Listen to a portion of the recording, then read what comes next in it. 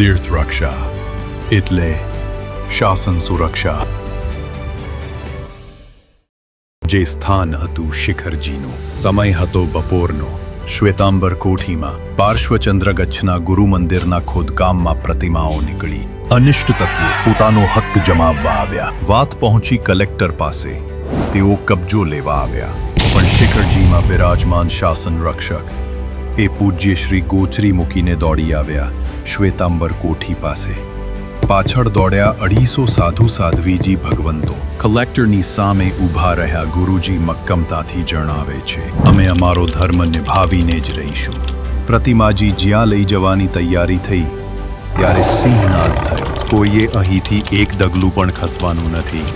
જો સરકારી સાહેબને પ્રતિમાજીઓ લઈ જવી હશે તો સૌ પ્રથમ એમની ગાડી મારા મસ્તક પરથી લઈ જવી પડશે.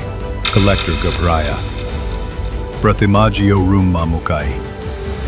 કેસ ચાલ્યો. કેસમાં શ્વેતાંબરોનો વિજય થયો. એ પૂજ્ય શ્રી હતા. કલિકુંડ તીર્થોદ્ધારક પરમ પૂજ્ય આચાર્ય વિજય રાજેન્દ્ર સુરેશ્વરજી મહારાજા. માથું ધુંધાઈ જાય ત્યાં સુધી એ પ્રતિમાજી રક્ષા ખાતર ઝઝૂમવા તૈયાર હતા. શું આપણી ખાધા ખોરાકી કરતાં આપણા તીર્થો વધુ સસ્તા છે? શું આપણા માથાની કિંમત આપણા ભગવાન કરતાં વધારે છે? શું આપણે આપણી જીન પ્રતિમાઓને સાચવી નહીં શકીએ? શું આપણે સાધુ સાધ્વીજી ભગવંતની સુરક્ષામાં કાચા પડશું?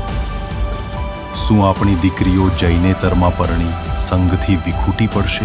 મળેલા જીન શાસનને ગુમાવવાનો અને આવનારા અનેક ભવો સુધી જીન શાસનની પ્રાપ્તિથી વંચિત થઈ જવાનો. આનાથી વધુ અસરકારક ઉપાય બીજો કયો હશે? ના, હવે બહુ બે થઈ ગયું. હવે આપણા સિંહત્વને સમજીએ, ગર્જના કરીએ અને કૂદી પડીએ. શાસન રક્ષામાં આપણું એક બુંદ અર્પીએ.